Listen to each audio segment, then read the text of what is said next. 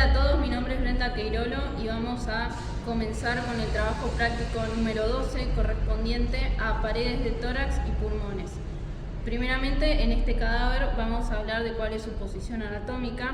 Hacia superior fue cortada la cabeza y el cuello y solamente vamos a observar los elementos del diafragma cérvico-torácico que están ubicados en la abertura superior del tórax.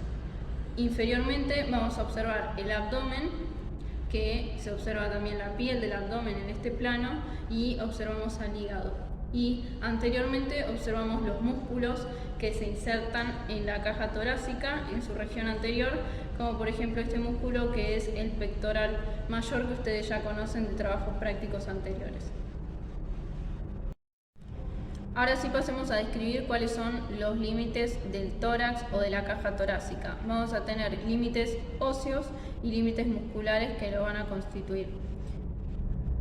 Los límites óseos van a estar formados por los siguientes elementos. El esternón, que lo observamos en la línea media anterior. Si vemos una vista interna, vamos a observar también a las costillas seccionadas. Y si vemos un plano posterior, vamos a observar a los cuerpos vertebrales de las vértebras torácicas. Entonces, ¿cómo van a estar formadas sus paredes? Bueno, primeramente tenemos que saber que el tórax tiene forma de cono truncado de vértice superior y su base es inferior. El vértice también se puede denominar abertura superior del tórax y su base la abertura inferior. Bien. La pared anterior entonces va a estar constituida por el esternón en la línea media, por los cartílagos costales y por las costillas hasta el ángulo costal anterior. Sus límites laterales van a estar formados por cada una de estas costillas entre el ángulo costal anterior y el ángulo costal posterior. Y el límite posterior, que es más profundo y un poco más dificultoso de verlo en este preparado, va a estar formado por un lado en la línea media por los cuerpos vertebrales de las vértebras torácicas desde la primera hasta la duodécima, y por, dentro de las vértebras torácicas, si lo observáramos desde posterior, también observaríamos las apófisis espinosas, los canales vertebrales y las articulaciones costotransversas y la región posterior de las costillas hasta el ángulo costal posterior. La abertura superior o vértice está formada hacia anterior en la línea media por la escotadura yugular, por la primera costilla que la observamos desde una vista interna y por la primera vértebra torácica. El límite inferior, que ya lo vamos a observar mejor en un esqueleto articulado, va a estar conformado en la línea media por el esternón con la apófisis sifoides, por el borde inferior de los últimos cartílagos costales y, si observamos hacia más profundo, que no se ve tan claro acá, el borde inferior de la duodécima costilla y el cuerpo de la duodécima costilla. Este límite inferior va a estar cerrado por un elemento muscular, que es este que observamos acá, el diafragma. El diafragma es un músculo que separa y compartimentaliza esta cavidad, dividiendo a la cavidad torácica de la cavidad abdominal. Es un músculo inspiratorio y está formado por dos cúpulas diafragmáticas y tiene una porción central o tendinosa, que es el centro tendinoso del diafragma, también se lo denomina espejo de Van Helmont, y una región periférica que es la región muscular, ¿sí? Acá se observan un poco mejor las fibras. Podemos observar también parte de su inervación y su vasculatura. Si observamos por un lado este nervio, que es el nervio frénico, que como ya vieron la clase pasada se originaba del plexo cervical, ¿sí? Si lo seguimos hacia inferior, vamos a observar que se dirige hacia el diafragma. Por otro lado, vamos a observar a esta arteria que está cortada, ¿sí? Y es la arteria torácica interna. Si continuamos su trayecto, vamos a observarla en la pared torácica desde una vista interna, ¿sí? En la región anterior de la pared torácica, desde una vista interna, acompañada por su vena.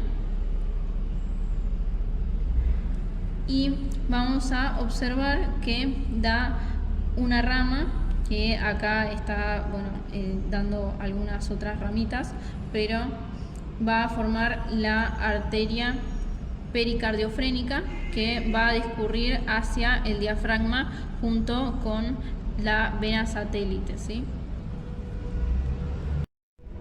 Ahora vamos a observar cómo están formados los espacios intercostales, ¿sí? Como ustedes saben, los espacios intercostales están formados por 3 músculos. Si los observáramos desde superficial a profundo, observaríamos 3 músculos: el intercostal externo, el intercostal interno y el intercostal íntimo, que es el que ven aquí.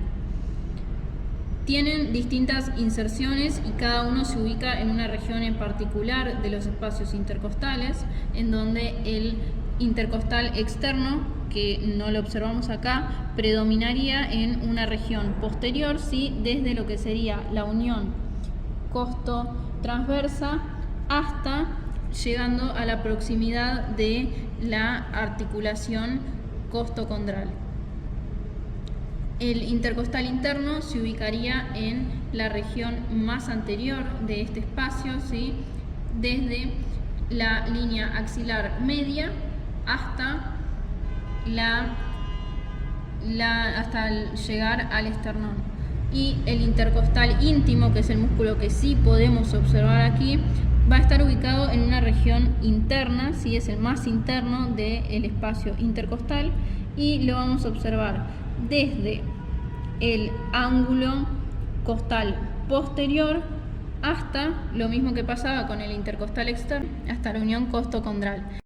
Vamos a observar ahora cómo están formados los paquetes intercostales posteriores, ¿sí?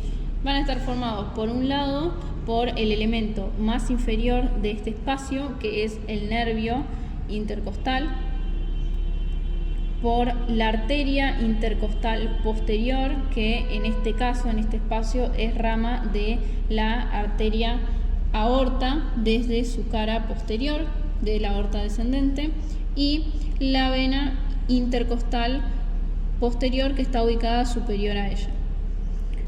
Esto va a suceder en los espacios posteriores, pero si nos dirigimos hacia la región más anterior, vamos a observar que también hay arterias intercostales anteriores. Las arterias intercostales anteriores van a ser rama, en este caso no hay ninguna disecada, pero van a ser rama de la arteria torácica interna que nombramos anteriormente, ¿sí? Acompañada de la vena torácica interna, y van a dar una arteria que se va a anatomosar en cada espacio con la arteria intercostal posterior. Y la vena también va a presentar una anastomosis con su homóloga. Vamos a observar ahora el esqueleto articulado para ver mejor los límites que habíamos mencionado anteriormente, pero enfocándonos en sus elementos óseos. En la línea media, en la cara anterior, dijimos que iba a estar formado por el esternón, luego hacia lateral por los cartílagos costales y la región más anterior de las costillas hasta el ángulo costal anterior. El límite lateral está formado por las costillas desde el ángulo costal anterior hacia el ángulo costal posterior, como se observa en esta región. El límite posterior está formado por los cuerpos vertebrales de las vértebras torácicas, desde la primera vértebra torácica hasta la duodécima, y si lo viéramos desde posterior también observaríamos que está formado por las apófisis espinosas y los canales vertebrales, y por las costillas desde la articulación costotransversa hasta el ángulo costal posterior. El límite superior, denominado vértice o abertura superior va a estar conformado en la línea media por la escotadura yugular del esternón, la primera costilla y la primera vértebra torácica. Hacia inferior, la abertura inferior va a estar formada por la apófisis sifoides en la línea media del esternón, por el borde inferior de los últimos cartílagos costales y por el borde inferior de la 12ª costilla. Además va a estar formada por el cuerpo de la última vértebra torácica. Y esos serían los límites óseos que conforman esta caja, preparados de pulmones aislados. Por un lado tenemos aquí un pulmón derecho en donde del lado izquierdo se realizó una disección de la segmentación broncopulmonar izquierda, y por otro lado vamos a observar un pulmón izquierdo en donde se realizó la disección de la segmentación broncopulmonar del lado derecho, ¿sí? Vamos a comenzar entonces describiendo cuáles son sus caras y cada una de sus partes, como ejemplo en el pulmón derecho, pero ya vamos a pasar a describirlos en cada una. Y observamos que ambos pulmones van a poseer una cara diafragmática que corresponde a la base o a la cara inferior, y como su nombre lo indica va a estar en contacto con la cúpula diafragmática. Hacia medial va a poseer la cara mediastínica, que va a estar en contacto con los elementos del mediastino, los cuales van a dejar impresiones en esta cara. Va a poseer una cara amplia, que es la cara costal y es la cara más lateral de todas. Y además va a poseer un vértice hacia superior. Bien, entonces estas caras van a estar separadas por los distintos bordes.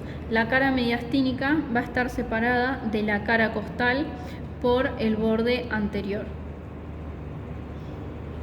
La cara diafragmática va a estar separada de la cara costal y de la cara mediastínica por el borde inferior, que es todo este que vemos acá y es bien marcado.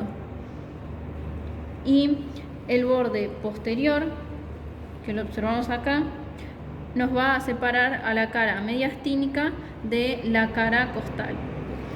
Estos bordes y estas partes son iguales para cada uno de los pulmones, tanto izquierdo como derecho, pero van a ser diferentes las relaciones en cada una de las caras, principalmente las de la cara mediastínica. Y además van a tener distintas cantidades de lóbulos. Bien, entonces ahora tenemos que observar cuáles son sus lóbulos, y para eso vamos a tener que hablar de las cisuras. Tenemos un lóbulo superior, un lóbulo medio y un lóbulo inferior, ¿sí? Tengan en cuenta que el lóbulo superior y el lóbulo medio van a tener una cara muy amplia en lo que sería la región anterior del pulmón, y en cambio el lóbulo inferior se va a encontrar en una posición más posterior y en contacto con la cara posterior del tórax. Bien, entonces, ¿cuáles son las cisuras que separan cada uno de estos lóbulos? En primer lugar tenemos la cisura oblicua, que si la miramos desde una vista mediastínica y nos ubicamos en la región del ilio, vamos a observar, ¿sí?, acá en la región posterior-superior del ilio, cómo la cisura se profundiza y va a recorrer toda la cara costal, ¿sí? Vamos a ir girando el preparado y vamos a ver cómo se profundiza en toda esta cara costal, separando los lóbulos. Luego, si nos dirigimos hacia la cara diafragmática y la cara mediastínica, vamos a observar cómo llega nuevamente hacia la región antero-inferior del ilio. Bien, ¿qué lóbulo separa entonces esta cisura? Bueno, como observan acá, por un lado está separando al lóbulo medio del lóbulo inferior, y si lo observamos en la región posterior, está separando el lóbulo inferior del lóbulo superior, y cuando vamos a la cara costal vemos esta misma relación, ¿sí? Bien, ahora vamos a observar entonces la fisura horizontal o transversal. Bien, Esta la vamos a observar profundizada entre el lóbulo superior y el lóbulo medio en la cara mediastínica, y si nos dirigimos a la cara costal vamos a ver cómo separa estos mismos lóbulos, el superior y el medio, y vamos a ver que tiene un trayecto un poco más corto que el anterior, transversal como lo dice su nombre, y va a solamente quedar en esta región separando ambas estructuras y no más allá. Bien, lo último que nos queda hablar entonces son las relaciones de la cara mediastínica y cómo está conformado el ilio, ¿sí? Primero que nada, nombrar que hay una diferencia entre lo que es el ilio pulmonar y lo que es el pedículo pulmonar o la raíz pulmonar, y esto aplica también para cuando estudien, por ejemplo, hígado u otros órganos.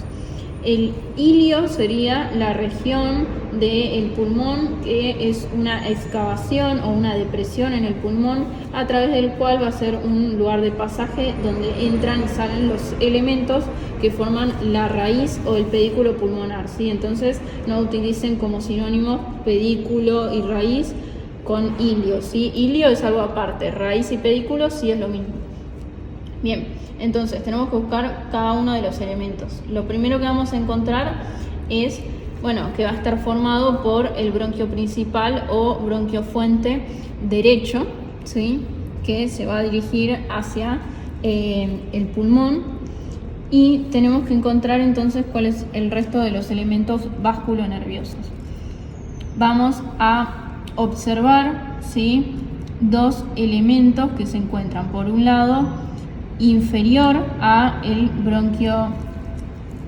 bronquio principal, que va a ser la vena pulmonar inferior derecha, y hacia anteroinferior va a estar la vena pulmonar superior derecha.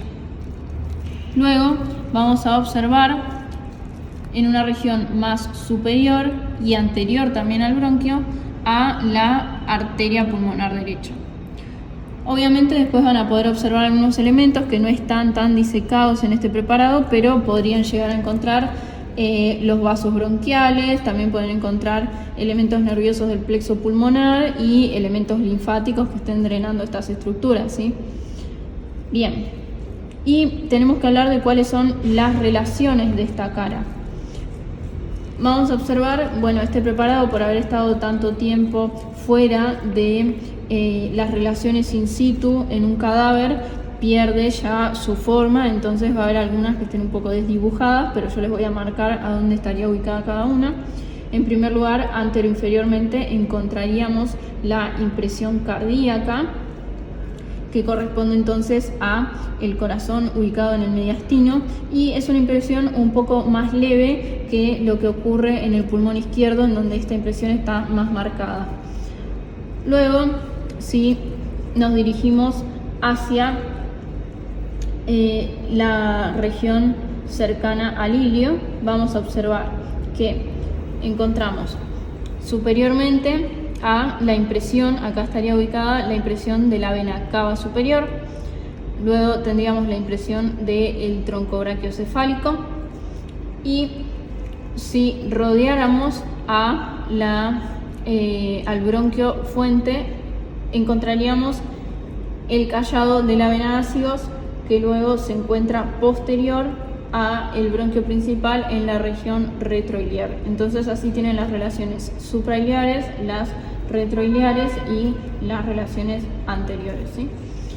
Bien, después vamos a marcar en el cadáver el resto de las relaciones para que las vean más marcadas, ¿sí?, en las relaciones en el primer preparado que vimos. Bien, eso es todo entonces en cuanto a el pulmón derecho. Ahora pasamos a ver el pulmón izquierdo. Observamos entonces este preparado de pulmón izquierdo, en donde por un lado van a observar que su cara mediastínica fue disecada. Esto se llama ventana pulmonar, en donde se diseca parte de estos lóbulos para poder observar la segmentación tanto broncopulmonar como de los elementos vasculares de cada lóbulo. Primeramente van a observar que tienen dos lóbulos pulmonares en el caso izquierdo, ¿sí? Un lóbulo superior y un lóbulo inferior. Van a presentar también entonces las mismas caras que el pulmón derecho, en donde observábamos la cara diafragmática, la cara mediastínica y la cara costal. Y los mismos bordes que vimos anteriormente. El borde anterior, el borde inferior y el borde posterior.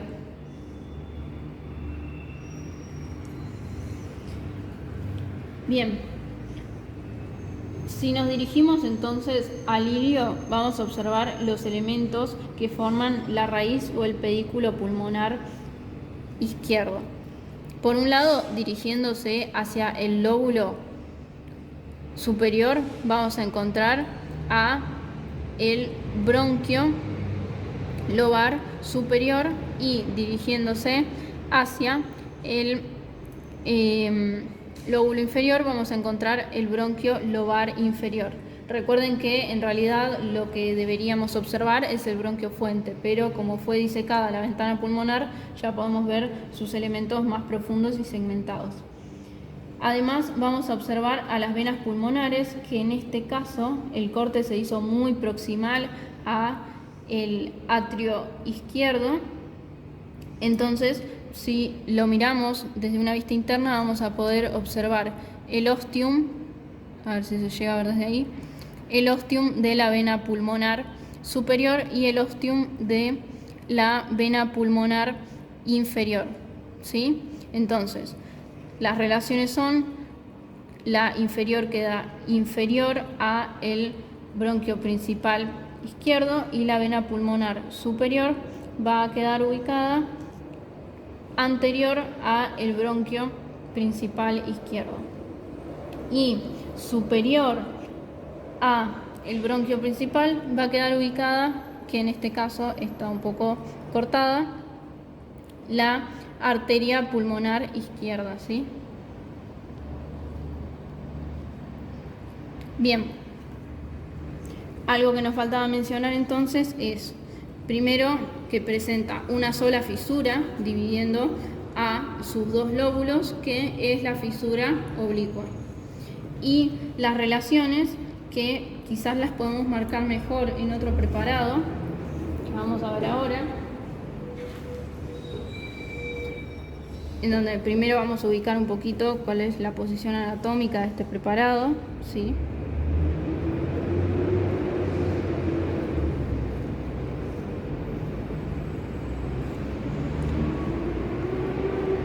Bien, en donde vamos a observar primero la tráquea hacia superior,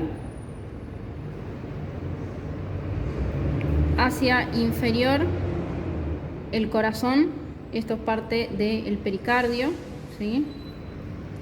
Y vamos a observar que se origina el tronco pulmonar del corazón y el callado aórtico. Entonces, ¿para qué les muestro este preparado? Para que se den una idea de cuáles van a ser las relaciones de de la cara mediastínica, ¿sí? El callado aórtico va a pasar superior a el bronquio principal izquierdo, ¿sí? Y entonces va a realizar una impresión que va a ir desde anterior hacia superior a la región suprailiar, y luego va a transformarse en arteria en la aorta descendente y va a dejar una impresión en toda esta cara. Además, tiene una impresión marcada, ¿sí? Que es la impresión cardíaca, ¿sí? Que estaría relacionándose de esta forma.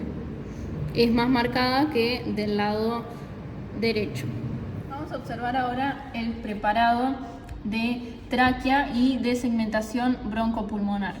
Primero que nada, decir cuál es su posición anatómica. Lo estamos observando desde una vista anterior, ¿sí? Y vamos a ver entonces que hacia superior la tráquea se origina a nivel del borde inferior del cartílago cricoides o también podemos nombrar su reparo anatómico vertebral, que sería a nivel de la sexta vértebra cervical. Según la bibliografía también pueden leer que se origina a nivel de la séptima. Y su bifurcación traqueal se va a dar a nivel de la vértebra torácica 4, o según la bibliografía también hacemos la aclaración, lo pueden leer como el disco intervertebral entre T4 y T5. Bien, como ven es un preparado aislado en donde no se ven sus relaciones, pero voy a nombrar algunas que tienen que tener en cuenta. Primero que nada, si lo miramos desde una vista posterior, vamos a observar que los cartílagos traqueales ya no continúan, sino que es una parte que está desprovista de ellos y por eso toma la forma aplanada contra el esófago, ¿sí? Que es su relación posterior, y luego a través de él con los cuerpos vertebrales. Bien, entonces su principal relación posterior va a estar dada en este caso por el esófago. Después van a ver que hay otras relaciones vasculonerviosas, pero esta es la que podemos observar en el preparado. Bien, y también en el ángulo tráqueo-esofágico encontraríamos a los nervios laringeos recurrentes originados del nervio vago en cada uno de los lados, ¿sí? Bien, en su cara anterolateral vemos que tiene una leve inclinación hacia la derecha que se origina a través del pasaje del callado de la arteria aorta, ¿sí? Bien. Entonces ahora sí podemos pasar a hablar de cómo está formada la segmentación broncopulmonar. Primero que nada vamos a mencionar que hay dos bronquios fuentes o dos bronquios principales, que son el bronquio principal derecho, que tiene un trayecto más corto y vertical y parece continuar la dirección de la tráquea, y un bronquio principal o fuente que tiene una dirección más horizontal, es un poco más largo y no parece, en este caso no continúa la dirección, ¿sí?, de la tráquea. Bien, entonces a partir de los bronquios principales se van a originar los bronquios lobares, ¿sí? Los bronquios lobares van a corresponder a cada uno de los lóbulos del pulmón. Entonces, como observamos anteriormente, habíamos dicho que el pulmón derecho tiene tres lóbulos: un lóbulo superior, un lóbulo medio y un lóbulo inferior, ¿sí? Entonces, los bronquios lobares superior, medio e inferior van a corresponder cada uno a uno de los lóbulos, ¿sí? Entonces, comenzando con el bronquio lobar superior, vamos a observar que se vuelve a dividir y va a generar los bronquios segmentarios apical, anterior y posterior, ¿sí? Y los reconocen por la distribución que tienen tridimensional en el espacio, ¿sí? El apical se dirige hacia superior, el anterior se dirige hacia la región anterior y el posterior lo mismo, ¿sí?, hacia la región posterior.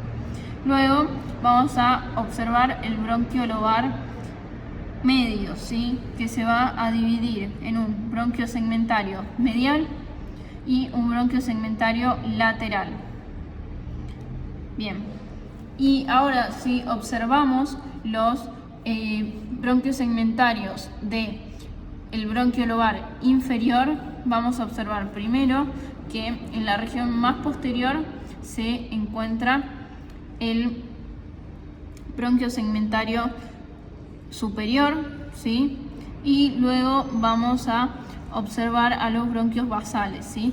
El bronquio basal lateral, el bronquio basal anterior, el bronquio basal posterior y el bronquio basal segmentario medial, ¿sí? Bien. Ahora vamos a hablar de la segmentación del lado izquierdo, ¿sí? Recuerden entonces que el pulmón izquierdo dijimos que tenía dos lóbulos, entonces va a tener dos bronquios lobares, ¿sí?, para cada uno. El bronquio lobar superior y el bronquio lobar inferior, ¿sí? Bien.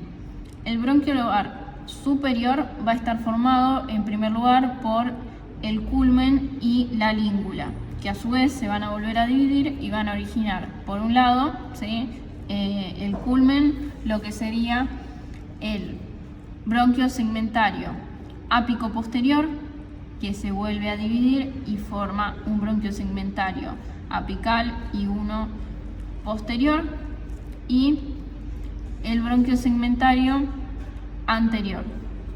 Y la língula se va a dividir en un bronquio segmentario superior y un bronquio segmentario inferior. El bronquio lobar inferior, destinado al lóbulo inferior del pulmón izquierdo, se va a segmentar en un bronquio segmentario basal anteromedial, en un bronquio segmentario basal lateral, en un bronquio segmentario basal posterior, y si lo miramos desde la región posterior vamos a observar también al bronquio segmentario apical. Y queda entonces así dividida la segmentación broncopulmonar del pulmón izquierdo. Entonces pasamos de nuevo al preparado que vimos cuando hablamos de paredes de tórax para mostrar las últimas relaciones que nos faltaban ver en la cara mediastínica del pulmón izquierdo. Acá vemos el espacio del campo pulmonar izquierdo, ¿sí?, en donde fueron disecados, los pulmones fueron extraídos. Y entonces podemos ver los elementos que se estarían relacionando inmediatamente con esta cara. Entonces, esta estructura que ven acá es el bronquio principal izquierdo. Vamos a observar entonces que en el bronquio principal izquierdo vamos a tener una relación hacia superior formada por el callado de la aorta. Esta discurre desde superior hacia posterior y se va a dirigir entonces en la cara pulmonar. La impresión estaría en la región suprailiar y en la región retroiliar. Entonces esta sería la relación con la aorta descendente. Además vamos a tener, por otro lado, si retiramos el pericardio, vamos a poder observar que aquí se encuentra en el mediastino el corazón, que si lo ubicamos un poco mejor en su posición anatómica, estaría ubicado más hacia la izquierda, ¿sí? Entonces, la impresión cardíaca en el lado izquierdo sería más marcada que en el lado derecho. Y por último, mencionar dos relaciones nerviosas. Por un lado, el nervio vago, que se encuentra discurriendo posterior al bronquio principal izquierdo. Aquí se ve cómo origina el nervio laríngeo recurrente, que pasa inferior al callado de la aorta. Y por otro lado, ya habíamos mencionado antes el nervio frénico y los vasos pericardiofrénicos, que van a ser anteriores a este bronquio principal. Bien, esas son entonces las relaciones más importantes que tienen que recordar del pulmón izquierdo. Ahora, por último, les voy a marcar algunas relaciones que se pueden ver en este preparado en el campo pulmonar derecho, donde se retiró el pulmón y se puede observar, hacia inferior el diafragma, que como dijimos iba a hacer la relación de la cara diafragmática de ambos pulmones, y indirectamente al pulmón derecho lo iba a relacionar con el hígado, ¿sí? Bien, entonces vamos a observar acá el bronquio principal derecho y su segmentación. Lo que quiero que vean son las relaciones que posee para que puedan imaginar cuáles son entonces las impresiones que habíamos nombrado en el pulmón, ¿sí? Bien, entonces teníamos por un lado a la vena cava superior. Estamos hablando de las relaciones de la cara mediastínica.